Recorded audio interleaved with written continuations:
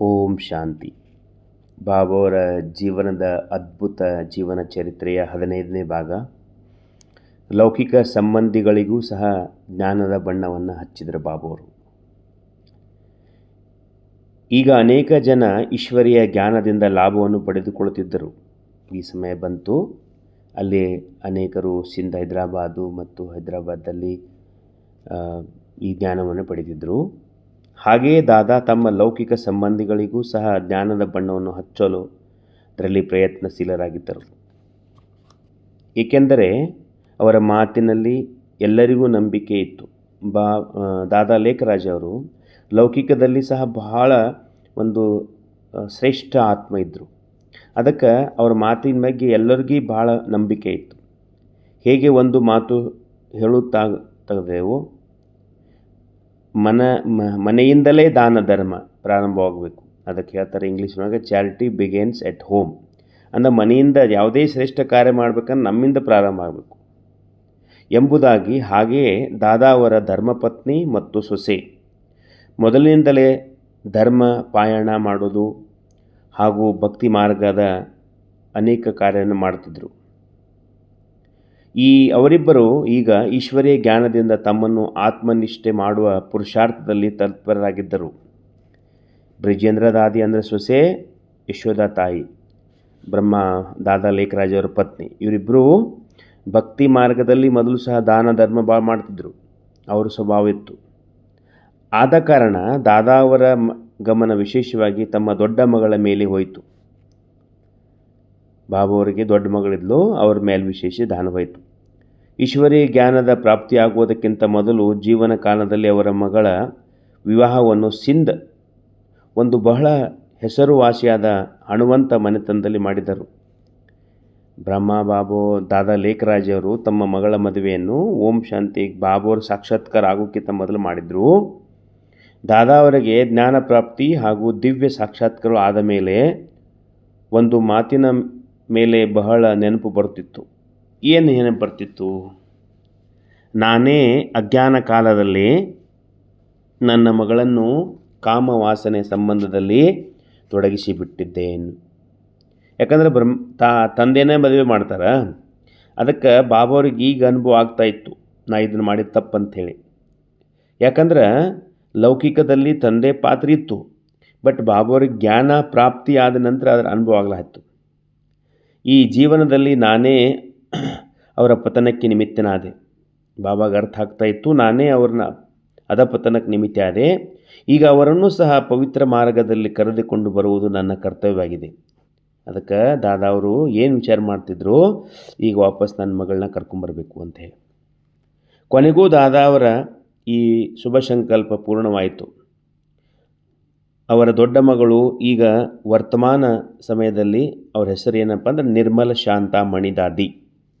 ಇದು ಭಗವಂತ ಕೊಟ್ಟ ಹೆಸರುಗಳು, ನಿರ್ಮಲ ಶಾಂತ ಮಣಿದಾದಿ ಅಂತ ಹೆಸರಿನಲ್ಲಿ ಬ್ರಹ್ಮಕುಮಾರೇಶ್ವರಿ ವಿದ್ಯಾಲಯದಲ್ಲಿ ಸೇವೆಯನ್ನು ಸಲ್ಲಿಸುತ್ತಿದ್ದಾರೆ. ಅವರು ತಮ್ಮ ಅನುಭವವನ್ನು ಕೆಳಗಿನ ಈ ಪಂಕ್ತಿಗಳಲ್ಲಿ ತಿಳಿಸಿದ್ದಾರೆ. ಯಾರು ಸ್ವಯಂ ನಿರ್ಮಲ ಶಾಂತ ಮಣಿದಾದಿ ತಮ್ಮ ಶಬ್ದದಲ್ಲಿ ಹೇಳ್ತಿದ್ದಾರೆ ಬ್ರಹ್ಮಬಾಬಾ ಅವ್ರ ಬಗ್ಗೆ. ಈಶ್ವರೀಯ ಜ್ಞಾನದ ಪ್ರಾಪ್ತಿ ಮೊದಲು ಬಾಬಾ ಅಥವಾ ಪಿತಾಶ್ರೀ ಅವರ ಜೀವನ ಖಂಡಿತ ರಾಜಮನೆತನ ರೂಪದಲ್ಲಿ ಹಾಗೂ ಭಕ್ತಿಯಿಂದ ಪೂರ್ಣವಾಗಿತ್ತು. ಅನೇಕ ಕಡೆ ನಾವು ಕೇಳ್ತೀವಿ, ಬ್ರಹ್ಮಬಾಬಾ ಅವರು ರಾಜರು ಹೇಳ್ತಿದ್ರಂತೆ, ಜೋಧ್ಪುರ ರಾಜರು, ನೇಪಾಳ ರಾಜರು, ಭಗವಂತ ತಪ್ಪಿ ನಮ್ಮನ್ನು ರಾಜ ಮಾಡಿದಾನೆ, ರಾಜ ನಿಮಗೆ ಮಾಡಬೇಕಾಗಿತ್ತು. ಆದರೆ ಬಾಬಾ ಅವರು ವಜ್ರದ ವ್ಯಾಪಾರಿ ಇದ್ದರು. ಅದಕ್ಕೆ ಬಾಬಾ ಅವರು ಮೊದಲಿನಲ್ಲೂ ಈ ಸಂಪೂರ್ಣವಾಗಿತ್ತು. ಆದ ಕಾರಣ ಬಾಬಾ ಅವರು ನನ್ನ ವಿವಾಹ ಬಹಳ ಧನವಂತನ ಸುಖಿ ಮನೆತನದಲ್ಲಿ ಮಾಡಿದ್ದರು. ಇದೆಲ್ಲ ಯಾರು ಹೇಳ್ತಾರೆ? ನಿರ್ಮಲ ಶಾಂತಮಣಿ ದಾದಿಯವರು ತಮ್ಮ ಶಬ್ದದಲ್ಲಿ ಹೇಳ್ತಿದ್ದಾರೆ. ನನ್ನ ಮಾವನ ಮನೆಯಲ್ಲಿ ಸಾಂಸಾರಿಕ ಸುಖಗಳಿಗೆ ಏನೂ ಕೊರತೆ ಇರಲಿಲ್ಲ. ಆದರೂ ನನಗೆ ಭಕ್ತಿ ಪೂಜೆಗಳಲ್ಲಿ ವಿಶೇಷವಾಗಿ ಆಕರ್ಷಣೆ ಅನುಭವವಾಗುತ್ತಿರಲಿಲ್ಲ. ಅವ್ರ ಮನೆಯೊಳಗೆ ಹೋದ ತಕ್ಷಣ ನಾನು ಬಾಬಾ ಅವರ ಜೊತೆಯಲ್ಲಿದ್ದಲೂ ಸಹ ಬಹಳ ಸುಖಿ ಜೀವನವಿತ್ತು. ತಂದೆ ಮನೆಯಲ್ಲೂ ಅಷ್ಟೇ ಸುಖಿಯಾಗಿದ್ದರು, ಪತಿ ಮನೆಯಲ್ಲಿ ಅಷ್ಟೇ ಸುಖಿಯಾಗಿದ್ದರು. ಬಾಬಾ ಯಾವುದೇ ವಸ್ತು ಕಡಿಮೆ ಮಾಡಿರಲಿಲ್ಲ ಹಾಗೂ ತುಂಬ ಪ್ರೀತಿಯಿಂದ ಪಾಲನೆ ಮಾಡಿದ್ದರು. ಯಾವಾಗ ಪಿತಾಶ್ರೀಯವರಲ್ಲಿ ಪರಮಪಿತ ಪರಮಾತ್ಮ ಶಿವ ಪ್ರವೇಶವಾದರೂ ಅಂದಿನಿಂದ ಅವರಿಗೆ ನನ್ನ ಮೇಲೆ ಮೊದಲಿನ ಹಾಗೆ ಆಕರ್ಷಣೆ ಮತ್ತು ಗಮನ ಇರಲಿಲ್ಲ. ಇಲ್ಲಿ ಏನಾಗ್ತದೆ ಅಂದರೆ ಲೌಕಿಕ ಸಂಬಂಧಗಳಿಂದ ಬಾಬೂರು ನಿಮಿತ್ತವಾಗಿದ್ರಷ್ಟೇ. ಆದರೆ ಅದನ್ನು ಅವರಿಗೆ ಮೊದಲಿನಂಗೆ ಪ್ರೀತಿ ಇದ್ದಿದ್ದಿಲ್ಲ ಅಂತ ಹೇಳ್ತಾರೆ ದಾದೀಜಿಯವರು. ಅಲೌಕಿಕ ನಶೆಯಲ್ಲಿ ಮಗ್ನರಾಗಿ ಒಬ್ಬ ಸಾಧು ವಿರಕ್ತವಾಗಿ ಹೋಗಿದ್ದರು. ಅಂದ್ರೆ ಸಂಸಾರದಲ್ಲಿ ಇದ್ದರು, ಬಟ್ ಹೆಂಗಂದ್ರೆ ವಿರಕ್ತರಾಗಿದ್ದರು. ಸಂಸಾರದಿಂದ ಭಿನ್ನವಾಗಿ ಅನಿಸ್ತಾ ಇತ್ತು ಅವರಿಗೆ. ಯಾಕಂದ್ರೆ ಪರಮಾತ್ಮ ಪ್ರವೇಶ ಇದೆಯಲ್ಲ, ಆಟೋಮೆಟಿಕ್ ಚೇಂಜ್ ಆಗ್ತಾಯಿತ್ತು. ನಾನು ತಂದೆ ತಾಯಿಯ ಭೇಟಿ ಮಾಡಿದಾಗಲೆಲ್ಲ ಅವರಿಬ್ಬರು ನನಗೆ ಜ್ಞಾನವನ್ನು ಹೇಳುತ್ತಿದ್ದರು. ಯಾವಾಗ ತಾಯಿ ಮನೆಗೆ ಬಂದಾಗ, ಬಾಬುವ್ರ ಹತ್ರ ಬಂದಾಗ ಬಾಬುವರು ಇಬ್ಬರೂ ಜ್ಞಾನ ಹೇಳ್ತಿದ್ರಂತೆ ಅವರಿಗೆ. ಇವರು ಸಹ ಈಶ್ವರಿ ಮಾರ್ಗದಲ್ಲಿ ನಡೆಯಲಿ. ಏಕೆ ಇವರು ಈಶ್ವರಿ ಆನಂದದಿಂದ ವಂಚಿತರಾಗಬೇಕು? ಇದನ್ನು ಬ್ರಹ್ಮ ಬಾಬುವರು, ದಾದಾ ಲೇಖರಾಜಿಯವರು ಮತ್ತು ಯಶೋಧ ಮಾತೆ ಹೇಳ್ತಿದ್ದಾರೆ. ಏನು ಇವರು ಜ್ಞಾನ ಮಾರ್ಗದಲ್ಲಿ ನಡೀಲಿ ಎಂದು ನನ್ನ ಮೇಲೆ ಅವರ ಮನಸ್ಸಿನಲ್ಲಿ ಕಲ್ಯಾಣ ಭಾವನೆ ಇತ್ತು. ನನ್ನ ಬಗ್ಗೆ ಕಲ್ಯಾಣ ಇತ್ತು. ಕೊನೆಗೂ ಒಂದು ದಿನ ಅವರ ಶುಭ ಭಾವನೆಯು ವಿಜಯವಾಯಿತು. ಅದು ಮಾತು ಬಂತು. ಒಂದು ಹಬ್ಬದ ದಿನ ನನ್ನನ್ನು ಊಟಕ್ಕಾಗಿ ಮನೆಗೆ ಕರೆದಿದ್ದರು. ನಿರ್ಮಲ್ ಶಾಂತಮಣಿ ದಾದಿಯವರು ಊಟಕ್ಕೆ ಬಂದಿದ್ದರು ಬಾಬುವ್ರ ಮನೆಗೆ, ತಮ್ಮ ತಂದೆ ಮನೆಗೆ. ನಾನಲ್ಲಿ ತಲುಪಿದಾಗ ಕೆಲವು ಮಾತೆಯರು, ಕನ್ಯೆಯರು ಜ್ಞಾನದವನ್ನು ಕೇಳುತ್ತಿದ್ದರು. ಅಲ್ಲಿ ಸತ್ಸಂಗ ನಡೆದಿತ್ತು. ಕೆಲವು ಮಂದಿ ಜ್ಞಾನ ಕೇಳ್ತಿದ್ರು, ಕನ್ಯೆಯರು ಮತ್ತು ಮಾತೆಯರು. ಹಾಗೂ ಅವರಲ್ಲಿ ಕೆಲವರು ಧ್ಯಾನಾವಸ್ಥೆಯಲ್ಲಿ ನರ್ತನೆ ಮಾಡುತ್ತಿದ್ದರು, ಡ್ಯಾನ್ಸ್ ಮಾಡ್ತಿದ್ರು. ಹೆಂಗೆ? ಹೊರಗಿನ ಡ್ಯಾನ್ಸ್ ಅಲ್ಲ, ಇದು ಅಲೌಕಿಕ ಡ್ಯಾನ್ಸು. ಅವ್ರಿಗೆ ಸಾಕ್ಷಾತ್ಕಾರ ಆಗ್ತಾ ಇತ್ತು. ಕೃಷ್ಣ ಜೊತೆ ನೃತ್ಯ ಮಾಡ್ತಿದ್ರು. ಮೊದಲು ನನಗೆ ಈ ದೃಶ್ಯ ಇಷ್ಟವಾಗಲಿಲ್ಲ. ದಾದಿ ಹೇಳ್ತಾರೆ, ಮೊದಲು ನನಗೆ ಸರಿ ಅನಿಸಲಿಲ್ಲ. ಏಕೆಂದರೆ ಯಾವ ಮಹಿಳೆಯರು ರಾಸವನ್ನು ಮಾಡುತ್ತಿದ್ದರೋ ಅವರೆಲ್ಲರೂ ನನಗೆ ಪರಿಚಿತರಾಗಿದ್ದರು. ಅವರೆಲ್ಲ ಸಂಬಂಧಿಕರು, ಪರಿಚಯ ಇದ್ದವರು ಇರಬೇಕು. ಅವರ ಅದ್ಭುತ ರಾಸವನ್ನು ನೋಡಿ ನನ್ನ ಮನಸ್ಸಿನಲ್ಲಿ ಈ ರೀತಿ ವಿಚಾರ ಬಂದಿತ್ತು. ಯಾವ ಪ್ರಕಾಶದ ದಿವ್ಯ ನರ್ತನ ಈ ಸಮಯದಲ್ಲಿ ಮಾಡುತ್ತಿದ್ದಾರೋ ಈ ಕಲೆಯನ್ನು ವಿಶೇಷಜ್ಞರು ಸಹ ಮಾಡಲು ಸಾಧ್ಯವಿಲ್ಲ. ಅಂದರೆ ಅಷ್ಟು ಆ ಡ್ಯಾನ್ಸ್ ಮಾಡಿದ್ರೆ ಒಂದು ಆನಂದದ ಲೋಕದಲ್ಲಿ ಅವರಿದ್ದರು. ಅಂಥವರು ಈ ಅಲೌಕಿಕ ರೀತಿಯಿಂದ ಹೇಗೆ ಮಾಡಿದರೂ ಸಾಧ್ಯವಾಯಿತು? ಇದನ್ನು ಯಾರು ಕಲಿಸ್ಕೊಟ್ರು ಅಂತ ಅವ್ರಿಗೆ ಪ್ರಶ್ನೆ ಬಂತು. ಆ ಮಹಿಳೆಯರು ಸಂಸಾರದ ಯಾವುದೇ ಭಾರದ ಅನುಭವ ಇರಲಿಲ್ಲ. ಅವ್ರ ಹತ್ರ ಸಂಸಾರದಾಗ ಇರೋದಾರ ತನಿಸ್ತಾ ಇದ್ದಿಲ್ಲ. ದಿವ್ಯ ಚಕ್ಷುವಿನಿಂದ ಶ್ರೀಕೃಷ್ಣ ಹಾಗೂ ದೇವಲೋಕದ ನರ್ತನೆ ಮಾಡುತ್ತಿದ್ದರು. ಫಸ್ಟ್ ಡೇ ಗುಲ್ಜಾರ್ ದಾದೀಜಿಯವರು ಬಾಬುರ ಹತ್ತು ಬಂದಾಗ 8 ವರ್ಷದ ಮಗು, ದಿವ್ಯ ಸಾಕ್ಷಾತ್ಕಾರ ಆಯಿತು.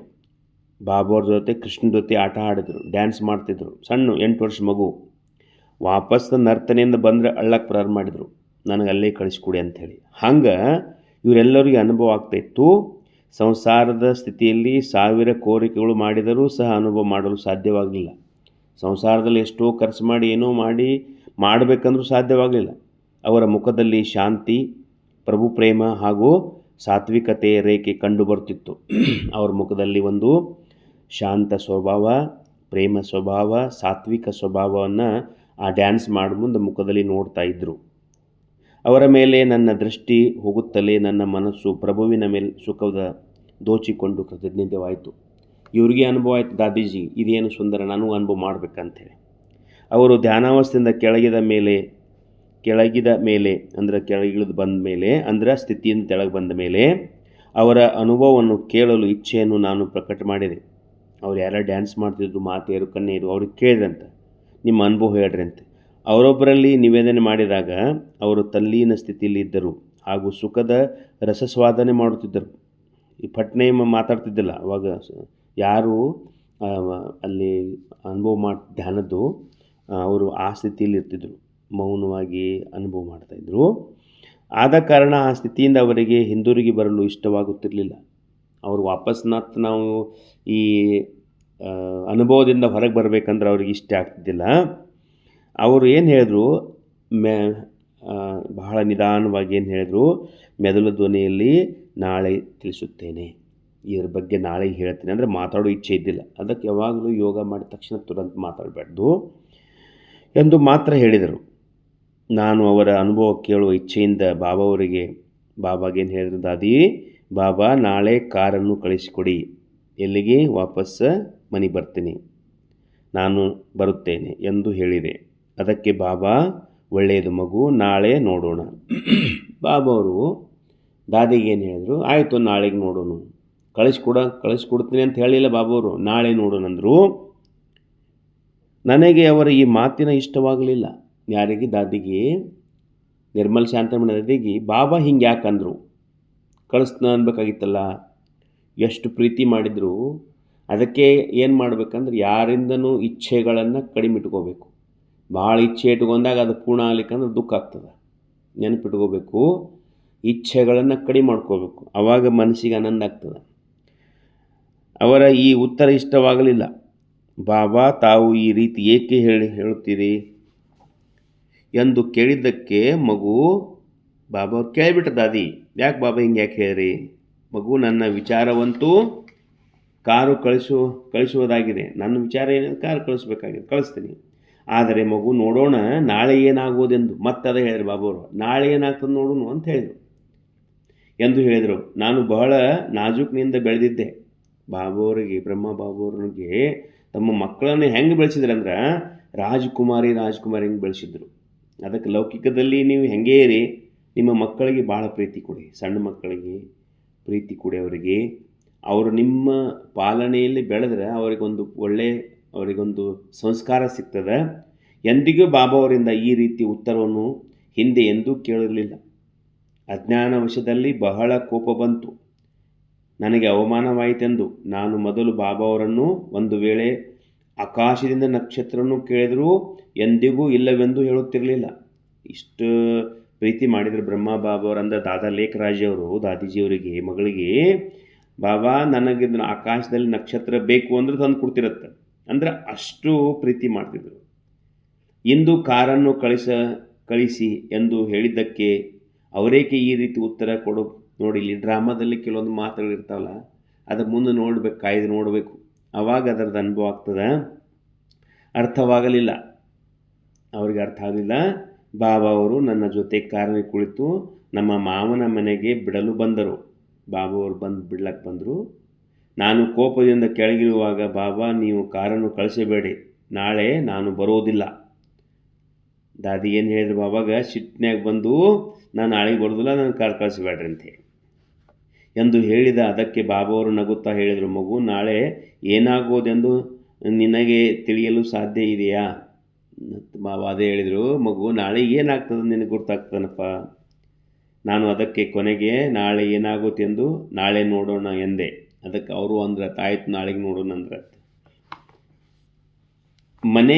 ಮನೆಯನ್ನು ತಲುಪಿ ರಾತ್ರಿ ಮಲಗುವಾಗ 2:30 ಗಂಟೆ ಆಗಿತ್ತು. ರಾತ್ರಿ ಬಂದು ಬಾಬಾವ್ರು ಮಲ್ಕೋಬೇಕಂದ್ರೆ ದಾದಿ ಹೇಳ್ತಾರೆ ಇಲ್ಲಿ 2:30 ಗಂಟೆ ಆಗಿತ್ತು. ನಾನು ಒಂದು ಪ್ರಕಾಶದ ಬೆಳಕಿನ ಜೊತೆ ಬಾಬಾವ್ರನ್ನು ನಿಂತಿರುವಂತೆ ಕಂಡೆ. ಬ್ರಹ್ಮ ಬಾಬಾವ್ರನ್ನ ಅಂದರೆ ಅವ್ರ ಲೌಕಿಕ ತಂದೆಯನ್ನು, ಬಾಬಾವ್ರನ್ನ 2:30 ನೋಡ್ತಾ ಇದ್ದಾರೆ ಸ್ವಪ್ನದಲ್ಲಿ. ರಾತ್ರಿ ಬಾಬಾವ್ರೊಡನೆ ಮಾತಾಡಿ ಬಂದಿದ್ದರಿಂದ ಅವರ ಮನಸ್ಸಿನಲ್ಲಿ ಬರುತ್ತಿರಬಹುದು ಎಂದು ತಿಳಿದುಕೊಂಡೆ. ಒಂದೊಂದು ಸಲ ನಾವು ಏನು ಡೇ ಟೈಮ್ದಾಗ ವಿಚಾರ ಮಾಡಿರ್ತೀವಿ, ಅದು ರಾತ್ರಿ ಕನಸಿನಾಗ ಬಂದಿರ್ತದೆ. ಹಾಗೇನಾಗಿರ್ಬಂತ ದಾದಿ ತಿಳ್ಕೊಂಡ್ಬಿಟ್ರು. ಮತ್ತೆ ನನಗೆ ಎಚ್ಚರವಾಗಿ ಸ್ವಲ್ಪ ಸಮಯದ ನಂತರ ಅದೇ ರೀತಿ ಕಾಣಿಸಿಕೊಂಡರು. ಮತ್ತೆ ಎಚ್ಚರ ಆಯಿತು, ಮತ್ತೆ ನೋಡಿದ್ರೆ ಅದೇ ಕಾಣ್ತಿದ್ದಾರೆ. 3ನೇ ಬಾರಿ ನನ್ನ ಮುಂದೆ ಬಾಬಾವ್ರ ಜೊತೆ ಶ್ರೀಕೃಷ್ಣ ಸಹ ನಿಂತಿದ್ದರು. ಅವರ ಎದುರಿಗೆ ಬ್ರಹ್ಮ ಬಾಬಾವರು ಮತ್ತು ಜೊತೆಯಲ್ಲಿ ಕೃಷ್ಣ ನಿಂತಿದ್ದರು. ಇದು ಸಾಕ್ಷಾತ್ಕಾರ ಆಗ್ತಾ ಇದಿಲ್ಲಿ.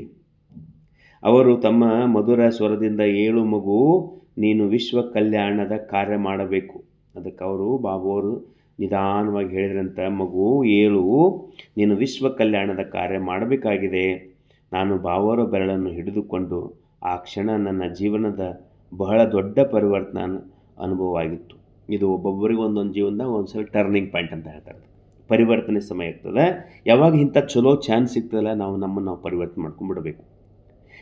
ನಾನಾಗ ಬಾಬಾ ತಮ್ಮಲ್ಲಿ ಸತ್ಯವಾಗಿ ಪರಮಾತ್ಮರಿದ್ದಾರೆ, ನಾನು ನಿಮ್ಮನ್ನು ಸರಿಯಾಗಿ ಅರ್ಥ ಮಾಡಿಕೊಳ್ಳಲಿಲ್ಲ, ಇಂದಿನಿಂದ ತಾವು ಹೇಳಿದಂತೆ ಮಾಡುತ್ತೇನೆ ಎಂದು ಹೇಳಿದೆ. ಅವಾಗಾಯಿತು. ಬ್ರಹ್ಮ ಬಾಬಾ ಅವರು ಈಗ ನಮ್ಮ ಅಪ್ಪ ಅಲ್ಲವರು, ನಮ್ಮ ಅಪ್ಪನ ದೇಹದಲ್ಲಿ ಬಂದು ಶಿವಬಾಬಾ ಬಂದಿದ್ದಾರ ಅಂತ ಅವಾಗ ದಾದಿಗೆ ಅನುಭವ ಆಯಿತು. ಬೆಳಗಾಗುತ್ತಲೇ ಬಾಬಾ ಅವರನ್ನು ಭೇಟಿ ಮಾಡಲು ತಯಾರ ಮಾಡತೊಡಗಿದೆ. ನೋಡ್ರಿ, ಮನಸ್ಸು ಪರಿವರ್ತನೆ ಆದಾಗ ಮನಸ್ಸು ಯಾವಾಗಲೂ ಶ್ರೇಷ್ಠ ಅನುಭವ ಮಾಡ್ಲಿಕ್ಕೆ ಇಚ್ಛೆ ಮಾಡ್ತದೆ.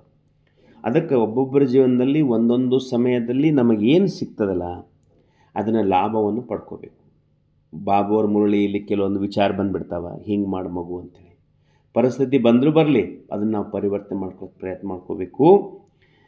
ಆದರೆ ನನಗೆ ಶಾರೀರಿಕ ತೊಂದರೆ ಆಯಿತು ಅವರಿಗೆ. ನಾನು ಹೋಗಲು ಪ್ರಯತ್ನ ಮಾಡಿದರೂ ಸಾಧ್ಯವಾಗಲಿಲ್ಲ. ಬಾಬಾವ್ರ ಹತ್ರ ಹೋಗ್ಬೇಕಂತ ಆ ಮನೆಗೆ, ತಂದೆ ಮನೆಗೆ ಹೋಗ್ಬೇಕಂತ ಪ್ರಯತ್ನ ಮಾಡಿದ್ರೆ ಸಾಧ್ಯವಾಗಲಿಲ್ಲ. ಆರಾಮ ತಪ್ಪಿಟ್ಟು ನನಗೆ ಬಾಬಾ ಅವರು ಹೇಳಿದ್ದು ನೆನಪು ಬಂತು. ಆವಾಗ ಬಾಬಾ ಹೇಳಿದ ನೆನಪು ಬಂತು, ಮಗಳೇ ನಾಳೆ ಏನಾಗುತ್ತೆಂದು ನೋಡೋಣ. ಆವಾಗ ಆ ಮಾತು ನೆನಪು ಬಂತು. ನಾನು ಬಾಬಾವರ ಸಾಧಾರಣ ರೂಪವನ್ನು ನೋಡಿ ಸರಿಯಾಗಿ ಅವರನ್ನು ಅರ್ಥ ಮಾಡಿಕೊಳ್ಳಲಿಲ್ಲ. ತಮ್ಮ ತಂದೆ ಹೇಳ್ತಾರಂತ ಹೇಳಿ ಅವರು ತಿಳ್ಕೊಂಡಿದ್ರು. ತಂದೆ ಒಳಗೆ ಮಹಾ ತಂದೆ ಶಿವಬಾಬಾ ಬಂದಿದ್ದಾರೆ, ಸರ್ವಶ್ರೇಷ್ಠ ಪರಮಪಿತ ಪರಮಾತ್ಮನ ಅವ್ರಿಗೆ ಅರ್ಥ ಆಗಿದ್ದಿಲ್ಲ. ಅವರಿಂದ ಯಾವ ಶಕ್ತಿ ಕೆಲಸ ಮಾಡುತ್ತಿದೆ ಎಂದು ತಿಳಿದುಕೊಳ್ಳಲು ಸಾಧ್ಯವಾಗಲಿಲ್ಲ. ಅವ್ರ ಶರೀರನಾಗ ಯಾವುದೋ ಒಂದು ಶಕ್ತಿ ಬಂದು ಏನು ಮಾಡ್ತಾ ಇದೆ ಅಂತ ಅರ್ಥ ಆಗಲಿಲ್ಲ. ಹೀಗಿರುವಾಗ ಅಂದು ಸಂಜೆ ಬಾಬಾ ಅವರು ನನ್ನಲ್ಲಿಗೆ ಬಂದರು. ಅವರೇ ಬಾಬಾ ಅವರು ಮತ್ತೆ ಇವ್ರ ಹತ್ರ ಬಂದರು. ಅವರನ್ನು ನೋಡುತ್ತಲೇ ನನ್ನ ಕಣ್ಣುಗಳಿಂದ ಪ್ರೇಮದ ಪಶ್ಚಾತ್ತಾಪದ ಕಣ್ಣೀರು ಬರಲು ಪ್ರಾರಂಭವಾಯಿತು. ದಾದಿ ತಮ್ಮ ಅನುಭವವನ್ನು ಶೇರ್ ಮಾಡ್ತಿದ್ದಾರೆ. ಅವಾಗ ನನಗೆ ಕಣ್ಣೀರು ಬರ್ಲಾಕ ಪ್ರಾರಂಭ. ನಾ ಯಾಕೆ ಹಿಂಗೆ ಮಾಡಿದೆ, ಹಿಂಗೆ ಅನ್ಬೇಡ್ದಾಗಿತ್ತಲ್ಲ ಬಾಬಾಗ ಅಂಥೇಳಿ ಅವರನ್ನು ತಬ್ಬಿಕೊಂಡು ಬಾಬಾ, ಈಗ ನಿಮ್ಮನ್ನು ಅರ್ಥ ಮಾಡಿಕೊಂಡಿದ್ದೇನೆ. ನೀವು ಏನನ್ನು ಹೇಳುವಿರೋ ನಾನು ಅದನ್ನು ಕೇಳುತ್ತೇನೆ. ಅವಾಗ ಪ್ರತಿಜ್ಞೆ ಹೇಳ್ತಿದ್ದಾರೆ, ಬಾಬಾ ನೀವು ಏನೇ ಹೇಳಿ ನಾ ಮಾಡ್ಲಿಕ್ಕೆ ತಯಾರದೀನಿ ಎಂದು ಹೇಳಿದೆ. ಆ ದಿನದಿಂದ ನನ್ನ ಜೀವನಕ್ಕೆ ಒಂದು ಹೊಸ ದಾರಿ ಸಿಕ್ಕಿತ್ತು. ಹಿಂಗೆ ಒಬ್ಬೊಬ್ಬರು ದಾದಿದು ಒಂದೊಂದು ಅನುಭವಗಳದಾವೆ. ಬಟ್ ಇಲ್ಲಿ ಕೆಲವೊಂದು ದಾದಿಗಳ ಅನುಭವ ಅದಾವೆ. ಅದಕ್ಕೆ ನಾವು ನೋಡಿದೆವು, ಬ್ರಹ್ಮ ಬಾಬಾವ್ರಿಗೆ ದಾದಿಗೆ 3 in 1 ಅಂತ ಹೆಸರಿಟ್ಟಿದ್ರು. ನಿರ್ಮಲ್ ಶಾಂತಮಣಿ ದಾದಿಜಿ ಅವರಿಗೆ 3 in 1. ಲೌಕಿಕ ತಂದೆ ದಾದಾ ಲೇಖರಾಜ, ಪಾರಲೌಕಿಕ ತಂದೆ ಬ್ರಹ್ಮ ಬಾಬಾ ಆದರು, ಮತ್ತು ಅಲೌಕಿಕ